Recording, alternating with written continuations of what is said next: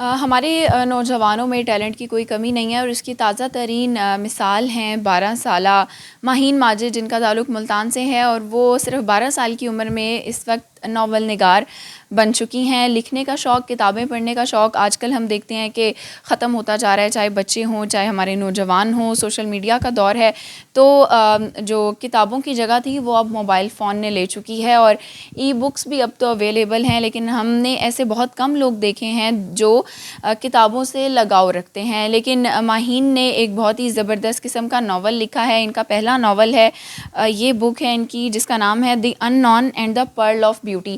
اس کی خاص بات یہ ہے کہ انہوں نے انگلش میں یہ ناول لکھا ہے، اور اس ناول کے اندر کیا ہے، کیا میسیج دیا گیا ہے، ماہین سے پوچھیں گے۔ ماہین، مجھے سب سے پہلے تو آپ یہ بتائیں کہ کیسا لگ رہا ہے کہ آپ نے اتنی کم عمر میں اتنا اچھا کام کیا ہے، ناول لکھ لیا ہے۔ یقیناً آپ کی کلاس میں، آپ کے ارد گرد آپ نے ایسے بچے نہیں دیکھے ہوں گے، آپ پہلی ہوں گی اوبیسلی۔ تو اس بک کے تھرو کیا میسیج دینے کی کوشش کی گئی ہے؟ کیسے سوچا کہ میں نے کتاب لکھنی ہے؟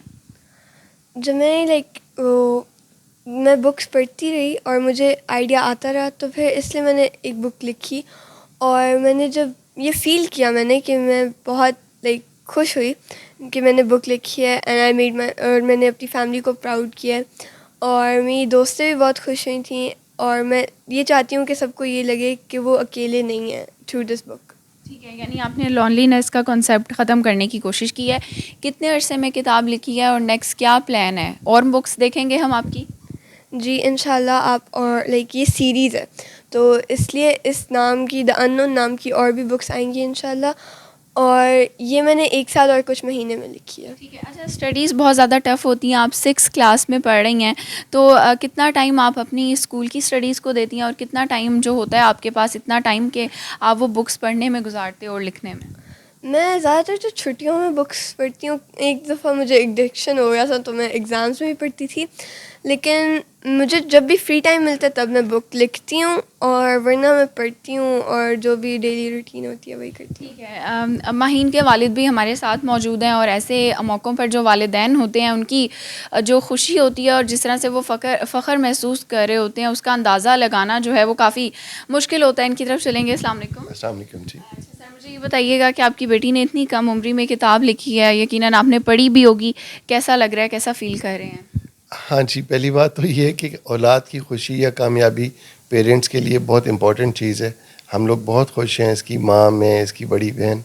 ہاں، اس نے بک لکھی، بہت اچھی بک ہے، ہم نے پڑھی ہے، اور کوئی بھی 6 کلاس کا بچہ جب اس طرح کا آئیڈیا لکھتا ہے تو اس کا مطلب ہوتا ہے کہ آئندہ بھی انشاءاللہ یہ اچھا لٹریچر لکھتی اور ہمارے سامنے لاتی رہے گی۔ جی بالکل، جیسا کہ آپ نے ان کی بات سنی ہے کہ کتابیں پڑھنا بہت زیادہ ضروری ہے، اور اگر آپ لکھ نہیں سکتے تو کم از کم ان کو پڑھ لازمی لیا کریں، اور اسپیشلی بچوں میں صرف اور صرف ایک جو نمبر گیم کی ریس چل رہی ہے کہ نمبرز لینے ہیں، اور جو کورس کی کتابیں ہیں ان کو رٹا لگانا ہے، اس کنسیپٹ کو ختم کرنا بہت ضروری ہے۔ بچوں کے اندر جو بھی ٹیلنٹ ہو اس میں والدین جب ان کو سپورٹ کرتے ہیں تو پھر ماہین جیسی مثالیں جو ہیں وہ ہمیں دیکھنے کو ملتی ہیں۔